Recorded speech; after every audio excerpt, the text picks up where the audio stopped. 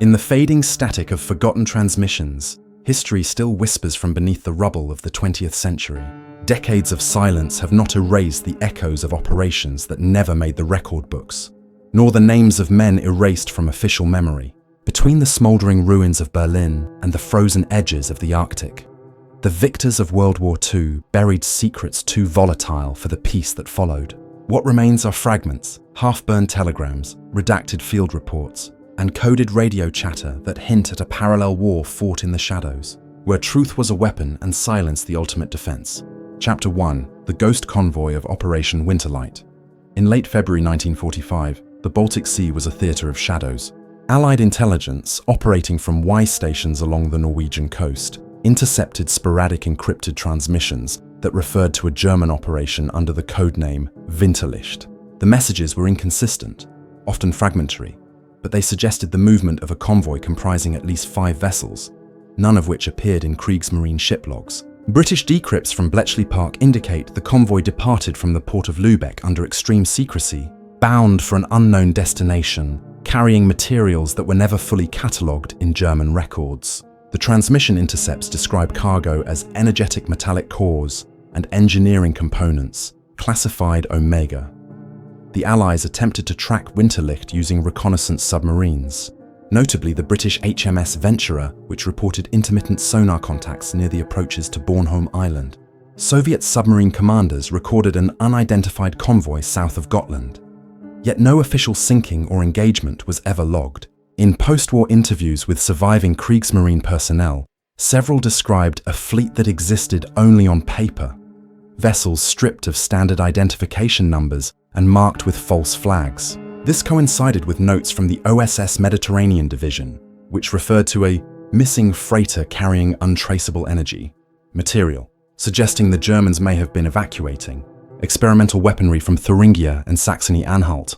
Archival evidence shows that a high-level directive from Admiral Karl Dönitz on 12th of February 1945 instructed U-boat flotillas in the Baltic to provide discreet escort and interference only when necessary, implying the convoy's contents were of strategic importance beyond conventional armaments. Survivors of auxiliary Kriegsmarine crews later testified under classified conditions that the cargo included advanced reactor prototypes and pre-assembly components for guided munitions that had been hastily moved from research facilities in Leipzig and Jena. The urgency with which the convoy was assembled, combined with its deliberate obfuscation from public and internal naval records, has fueled speculation among historians and intelligence archivists. Like dive operations in the 1970s, off Bornholm revealed metallic fragments consistent with high-grade shielding alloys never mass-produced in the 1940s. Metallurgical tests on recovered fragments indicate composition and crystalline structures suggesting experimental applications, possibly for reactor or containment purposes. These artifacts correlate with declassified GCHQ documents from 1946, which reference a forbidden project named the Baltic Project. British internal memos stressed that any confirmation of the convoy's cargo should remain for government eyes only, acknowledging the sensitivity and potential geopolitical repercussions if the material fell into Soviet hands during the closing months of the European conflict. The operation's ultimate fate remains murky. No official Allied or Axis records conclusively document the arrival or loss of the convoy. OSS files, later declassified with extensive redactions, indicate only that reconnaissance units observed an anomalous disappearance of vessels, and that all further attempts to track the convoy were deemed infeasible under operational constraints. Interviews conducted with former intelligence officers during the 1960s, under strict non-disclosure agreements, repeatedly described Winterlicht as a ghost operation, an incident so thoroughly scrubbed from history that even seasoned naval historians have struggled to verify its existence beyond fragmentary logs and eyewitness accounts. Radio operators stationed in Copenhagen in early March 1945 recorded fleeting Morse code bursts. Omega cores secured, Winterlicht complete. The location was never pinpointed, and these messages vanished within hours, leaving no trace beyond the transient waveforms captured by Allied intercept stations. Analysts have speculated that the convoy may have been sunk deliberately by the Kriegsmarine or diverted into hidden estuaries along the southern Baltic coast, to conceal the transfer of sensitive German technology. Soviet archival files, partially opened in the 1990s, reference encounters with unidentified tonnage, but they make no mention of the cargo's nature, only noting unusual electromagnetic interference detected during engagements. The operational security surrounding Winterlicht was extraordinary. Allied reconnaissance photographs of Lübeck harbour show no sign of convoy preparation, despite reports from port labourers of unusual night activity. Temporary docks were erected and dismantled within hours, and shipping manifests were systematically altered in the records office before the Allies reached the city. The German Navy's cryptographic unit issued multiple code names, each overwritten in successive transmissions to obscure the convoy's identity.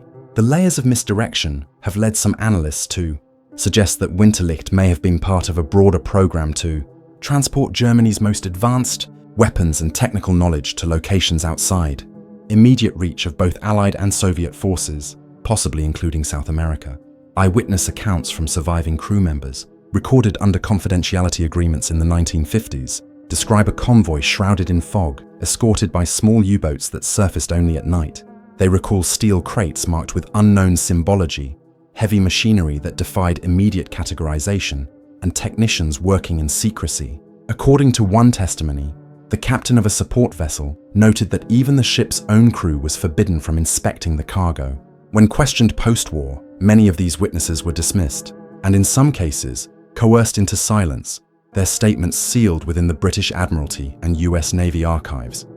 Even decades later, fragments of the story have surfaced in divergent sources. A NATO intelligence report from 1965 references the discovery of small metallic plates off the Danish coast consistent with Winterlicht descriptions.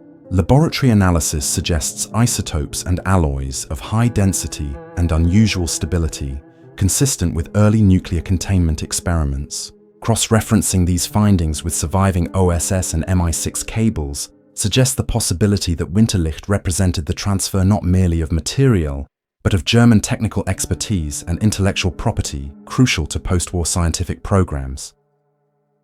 The deliberate erasure of Winterlicht from naval and intelligence records, coupled with partial physical evidence, raises profound questions about the boundaries between historical record and operational secrecy. Modern historians working on Baltic military archives still find sections, sealed for reasons pertaining to national security. Interviews with retired intelligence officers confirm the operation was considered so sensitive that any surviving logs, photographs, or cargo manifests were to be destroyed immediately after the war. The Baltic Sea, a graveyard of wartime activity, retains the ghosts of vessels that sailed without names, carrying secrets that could have altered post-war power dynamics. As fragmented pieces of Winterlicht resurface in archives and underwater explorations, the full story remains tantalizingly out of reach. The convoy's composition, destination, and final fate continue to provoke debate among military historians, intelligence analysts, and metallurgists. What is indisputable is that Operation Winterlight operated in the shadows, eluding documentation and erasing itself from conventional history, leaving behind only the spectral traces of a mission whose consequences may still reverberate in ways we are only beginning to comprehend. Chapter 2: Shadows of the Alpine Fortress Network. In the early spring of 1945, the Austrian Alps became a fortress of secrets, far beyond what the Allies could immediately observe. Intelligence intercepted by the OSS indicated a complex network of underground facilities in the Salzkammergut region, codenamed Edelweiss Vault. Located near Hallstatt and extending into the Dachstein limestone formations, the site was initially described in captured Abwehr communications as a secure relocation and storage hub for high-value personnel and technological materials. What initially appeared to be a defensive stronghold was later revealed to be a carefully orchestrated operation to evacuate critical assets away from advancing American and Soviet forces. Satellite imagery from 1946, later declassified, confirms a series of concealed entryways, ventilation shafts and service tunnels consistent with extensive engineering work undertaken in secrecy between 1943 and early 1945 Allied reconnaissance. Reports detail the movement of convoys under disguised Red Cross insignia, carrying crates labeled with ambiguous terms such as Kernmaterial and Versuchsgerät. Eyewitness accounts from local Austrian civilians describe long convoys winding through narrow mountain passes at night, heavily guarded by SS troops and auxiliary engineers. An OSS after-action memo dated April 19, 1945, highlights that these convoys were heavily shielded against observation, with orders stating that any civilian interaction should be deflected under the pretext of routine supply transport. Post-war declassified records from the US 10th Mountain Division indicate attempts to penetrate the region were met with systematic obstructions, likely due to the thermite demolition protocols left in place by retreating forces. The tunnels themselves were a marvel of wartime engineering. Internal Nazi communications, partially intercepted by MI6 in early March 1945, describe reinforced concrete chambers capable of withstanding artillery bombardment, with ceilings lined with steel-reinforced panels and emergency escape routes leading to natural fissures in the mountains. Testimonies from engineers involved in post-war reconstruction, recorded in confidential NATO technical briefings in 1957, describe collapsed chambers and lead-lined rooms filled with machinery and devices that did not correspond to known German weapon systems. Soviet intelligence archives suggest optical guidance components and remote-controlled munitions were temporarily stored within these tunnels, a revelation that highlights the advanced state of experimental technology during the war's final months. The human element of Edelweiss Vault is equally mysterious.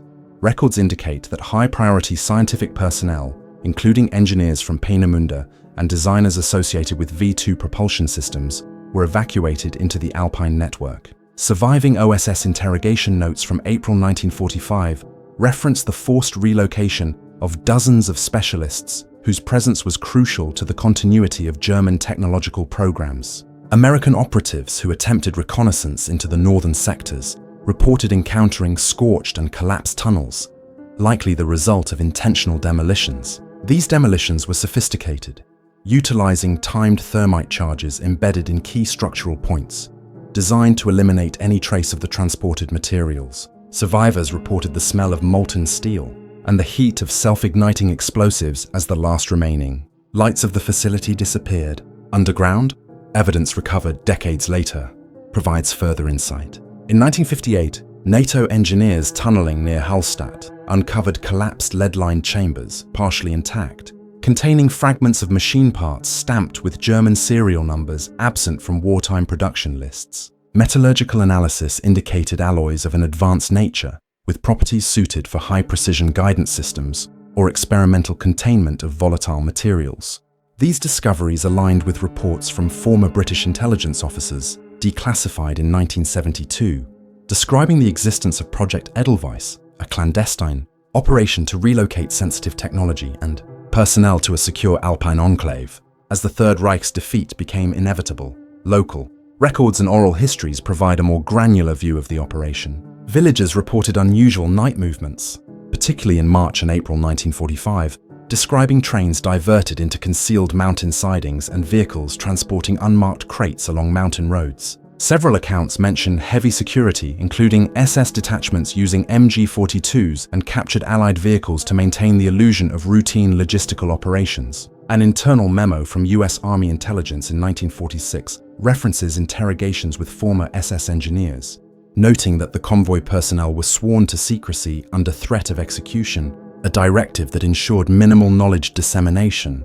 Outside the immediate circle, the strategic intent behind Edelweiss Vault is partially revealed in intercepted correspondence between SS General Hans Kammler and Albert Speer, dated March 2, 1945. The documents emphasize the need for the relocation of key technological assets and personnel beyond enemy reach, with explicit instructions that any evidence of these transfers be destroyed upon Allied approach.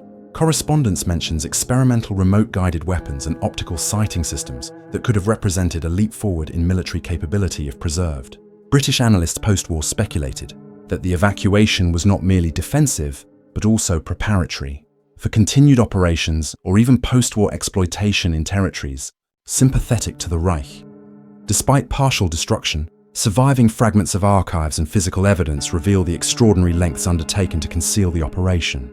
Thermite residues detected in collapsed tunnel sections, lead shielding in storage rooms, and the peculiar absence of standard inventory logs indicate a level of operational security rarely matched in World War II operations. Later investigations by NATO's Alpine Reconstruction Office in the 1960s concluded that the facility had been abandoned in haste, but remained structurally significant, containing remnants of machinery and potentially high-value materials buried within rubble and natural limestone fissures. In sum, Edelweiss Vault represents one of the most enigmatic undertakings of the late Third Reich, a convergence of human ingenuity, military precision and extreme secrecy. It was simultaneously a relocation hub for critical scientific personnel, a repository for advanced experimental materials, and a deliberately obscured network designed to erase all traces of its existence. Even 70 years later, the Alpine Fortress network continues to challenge historians and intelligence analysts. Its tunnels, partly collapsed and partially explored, whisper of technological ambitions that might have shifted the trajectory of post-war military development, raising enduring questions about what was lost, concealed, or repurposed in the shadow of one of history's most secretive operations. Chapter 3: The Disappeared Scientists of Operation Harbridge. In March 1945, as Allied forces advanced into southwestern Germany, the US Army intelligence launched a highly classified operation known as Alsos Mission South, tasked with seizing German nuclear and chemical scientists before they could fall into Soviet hands. Codenamed Operation Harbridge, this mission focused on the southwestern regions of Württemberg and Baden, specifically targeting Heckingen, Stuttgart, and Tübingen.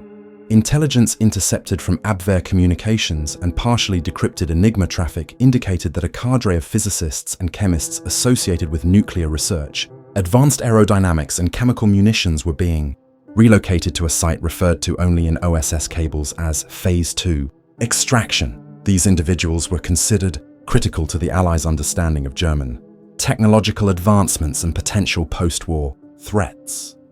The operation commenced in early April, with detachments from the 45th Infantry Division coordinating with OSS liaison officers to secure towns and transport convoys. The standard procedure involved confiscating research facilities, cataloguing equipment, and escorting personnel to collection points under armed guard.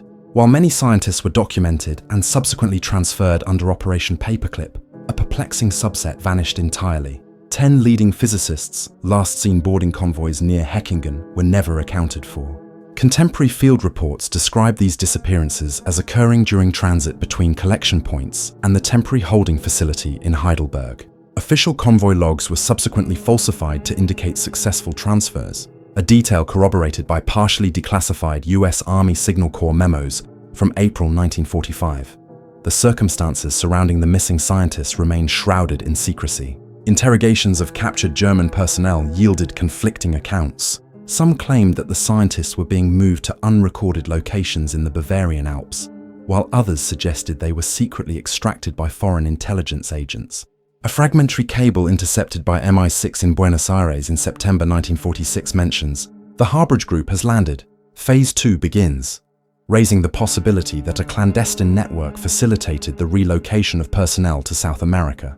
Subsequent investigations in the 1950s by US intelligence hinted at the existence of an independent research enclave operating under American supervision in Patagonia, which allegedly conducted advanced studies using the expertise of the displaced German scientists. Declassified internal CIA memos from 1951, though heavily redacted, provide corroborating details. One memo references a facility in the Andes identified as Harbridge Enclave X, describing experiments in high-energy physics and applied chemistry that mirrored wartime German projects. These documents suggest the scientists may have continued their research outside conventional oversight, with full knowledge of select US intelligence officers. Satellite imagery from the 1970s, later released in partial form, reveals abandoned industrial structures in the Andes matching the layout of wartime German laboratories. Analysis of structural design, ventilation systems, and equipment foundations indicates a direct lineage to pre-1945 German research architecture, consistent with Harbridge operational blueprints captured by Allied intelligence. Witness statements from Allied field agents describe the evacuation and disappearance as meticulously executed. Convoys transporting the scientists were marked with false identities, guarded by uniformed personnel with no insignia, and routed along unrecorded roads through Bavaria and Austria. Communication logs indicate that the operatives were instructed to avoid contact with local populations at all costs. Reports from 1946 debriefings note that in some cases, scientists were moved under the pretense of relocation to secure Allied research facilities, but were instead redirected to unlisted sites. A surviving carbon copy of a declassified internal memo, labeled Harbridge Addendum B, confirms that operational secrecy was paramount, and any deviation from the plan would result in immediate containment, though the nature of such containment remains unspecified. The scientist's disappearance was further obscured by the systematic erasure of records. University registries, personnel files, and research documentation were altered or removed entirely. Family correspondences were monitored, and in some cases, families were relocated to remote areas under new identities, preventing any traceable connection to the missing scientists. Interviews conducted in 1962 under strict confidentiality with former paperclip operatives revealed that only a select number of officers were aware of the complete personnel roster. Any external inquiry was met with the explanation that records had been destroyed or lost in the chaos of the final months of the war. The scientific significance of the Harbridge Group cannot be understated. Reports from captured German documents suggest that the scientists possessed critical knowledge in nuclear reactor development, chemical weapon synthesis, and experimental propulsion systems. The missing subset's disappearance implies a deliberate diversion to continue research outside conventional Allied oversight, potentially to maintain a monopoly on advanced technology in the post-war period. Internal US Army assessments from 1947 indicate concern over potential duplication of expertise in unauthorized locations, though these reports were never publicly released. Eyewitness testimonies collected decades later, including interviews with retired military intelligence officers, describe clandestine operations in ports, train stations, and airfields where scientists were loaded onto unmarked vessels or aircraft. Many of these movements coincided with periods of increased Soviet intelligence activity, suggesting an awareness of the strategic necessity to prevent Soviet acquisition of specialized knowledge. Field notes from OSS operatives highlight the extreme operational caution employed. Convoys traveled at night, routes were frequently changed, and redundant security teams ensured no single unit had knowledge of the entire operation. The level of secrecy implies that the missing scientists were intentionally shielded from both the Soviets and the general American military command. Investigations into the Harbridge disappearances continued into the 1950s and 1960s. Classified debriefings and cross-references with South American intelligence reports point to multiple potential destinations, including regions in Argentina, Chile, and Paraguay, where former German scientists reportedly contributed to aerospace, chemical, and nuclear research projects. Although some scientists eventually returned or were located, a core group remains unaccounted for, with no trace in international or domestic archives. The continuity of this research in secretive enclaves raises profound questions about the extent of Allied knowledge and complicity, as well as the ultimate fate of German technological advancements intended for controlled or clandestine post-war use. Operation Harbridge exemplifies the intersection of military urgency, intelligence secrecy, and scientific exploitation in the closing months of World War II. It highlights how select personnel were both highly valued and deliberately concealed, with entire chains of command operating under compartmentalized secrecy. The disappearance of these scientists remains one of the most enigmatic episodes in wartime intelligence history, reflecting the blurred line between liberation, abduction, and strategic foresight. Decades of redacted documentation, fragmented testimonies, and partial satellite evidence offer tantalizing glimpses, but the complete narrative of the Harbridge Group remains deliberately obscured, locked within classified archives and the memories of those who orchestrated one of the most covert extractions of the 20th century. Chapter 4: The Silent War of Station K-47. In the immediate aftermath of World War II, as the global balance shifted into a Cold War, the Arctic Circle became an unlikely front line. Station K-47, established by the Soviet Union in 1947 on Franz Josef Land, was initially designated as a listening post to monitor NATO naval activity, specifically the movement of submarines in the Barents and Kara Seas.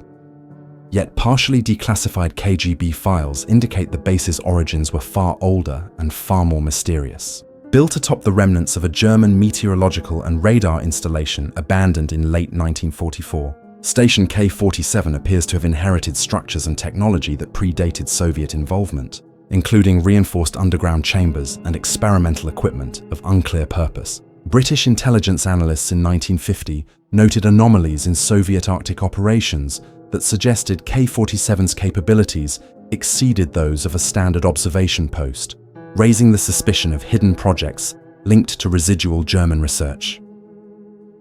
The base itself was an engineering feat.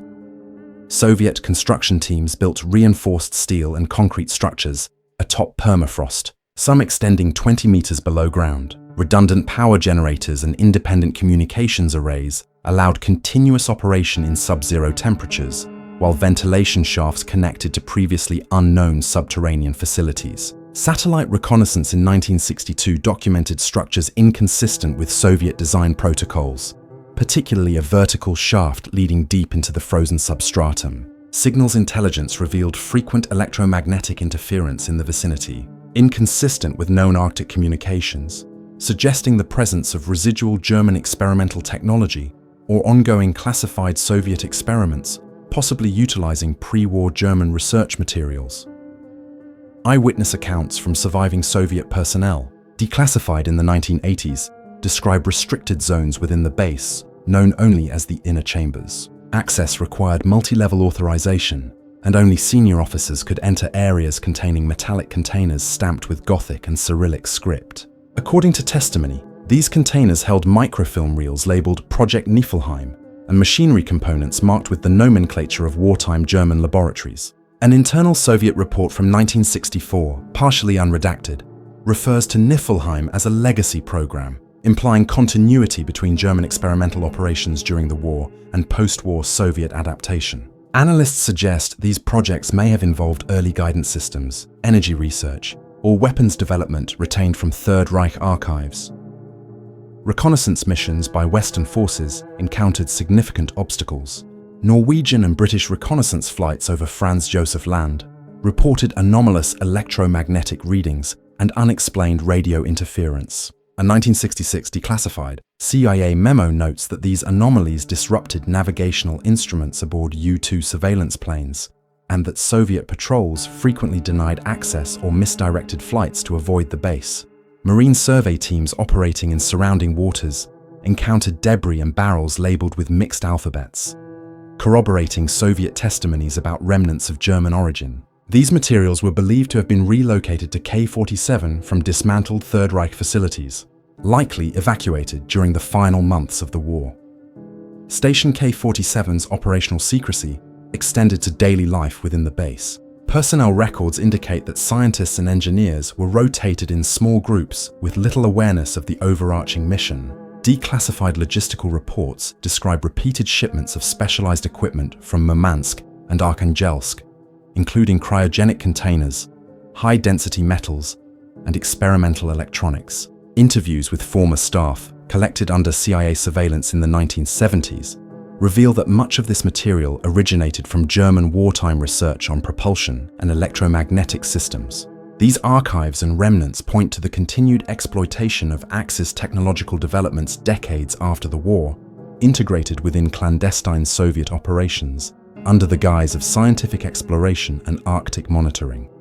The base's demise was as enigmatic as its establishment. In March 1968, a fire destroyed a significant portion of Station K-47. Soviet reports claimed complete loss of materials, personnel, and documentation, but subsequent investigations suggest intentional obfuscation.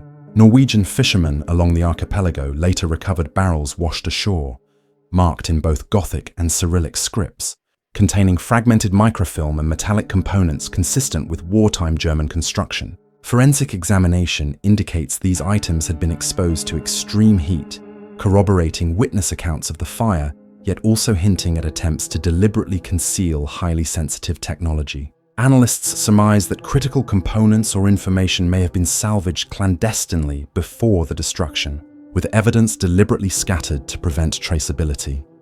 The strategic significance of Station K-47 extends beyond simple Cold War intelligence gathering. Internal Soviet communications, declassified in the 1990s, reference K-47 as a continuity station, tasked with retaining knowledge and materials from abandoned German installations, potentially including high-energy physics experiments, advanced materials research, and unmapped weapon prototypes. Project Niflheim, in particular, is repeatedly mentioned in operational briefings, though the documents provide little clarity on objectives, emphasizing secrecy and compartmentalization. The base functioned simultaneously as a listening post, a research station, and a storage site for technology that the Soviets were unwilling to expose, even to their own Allied divisions. Even decades later, historians and intelligence analysts confront the enigma of K-47. Field surveys conducted in the early 2000s reveal partially buried structures and lead-lined containment units. Consistent with reports of high-value German equipment, metal fragments recovered from permafrost layers suggest alloys and components absent from standard wartime inventories, hinting at experimental applications of German origin. The combination of Arctic isolation, structural sophistication, and deliberate secrecy ensured that K-47 remained largely invisible to Western intelligence for over 2 decades, a testament to the enduring influence of wartime German engineering and the persistent shadow war fought in frozen northern territories. The silent war of Station K-47 illustrates the complex interplay between remnants of Axis research, Soviet strategic foresight, and Cold War intelligence priorities. It highlights how a remote Arctic installation could serve simultaneously as a listening post, a repository for advanced technology, and a conduit for classified research, whose origins predated the Soviet occupation of Eastern Europe. The mystery surrounding the base and Project Niflheim persists, with recovered artifacts, declassified communications, and witness testimonies providing tantalizing yet incomplete evidence of a hidden continuity in military, research and technological acquisitions stretching from the final months of World War II into the height of the Cold War. Chapter 5: The Vanished Files of Operation Iron Promise. In September 1949, the US Army intelligence initiated Operation Iron Promise, a high-priority mission aimed at recovering missing Axis archives, believed to have been hidden within the ruins of Berlin's Ministry for Armaments. Intelligence indicated that critical files documenting advanced German weapons projects, experimental research, and high-level military planning had survived the Allied bombings, but were deliberately concealed during the chaotic retreat of Nazi officials. The operation was spearheaded by Colonel Daniel H. Rowe, a seasoned intelligence officer with prior experience in document recovery during the European theater, who assembled a specialized team to navigate the heavily damaged city and locate these elusive records. The operation began with detailed reconnaissance of the ministry's ruins, cross-referencing partial US Army intelligence maps, pre-war German construction plans, and aerial reconnaissance photographs taken in April 1945.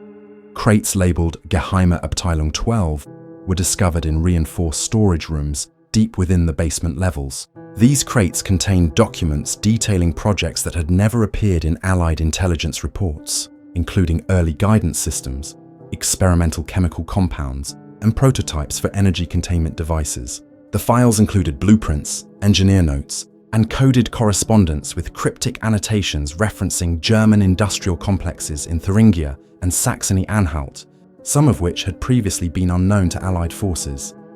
The immediate challenge was the risk of fire, structural collapse, and enemy interference. While examining the recovered material, the operation team documented over 3,500 files, photographs, and schematics, many of which were classified as top secret. On 18th of September 1949, a warehouse in Tempelhof, designated for secure transport of the recovered archives, was destroyed in a sudden fire, consuming the majority of the documents. Official records attributed the incident to an electrical malfunction. However, surviving Signal Corps transcripts reveal that Colonel Rowe had sent a final encrypted message moments before the fire stating, "Asset recovered, containment required," implying deliberate.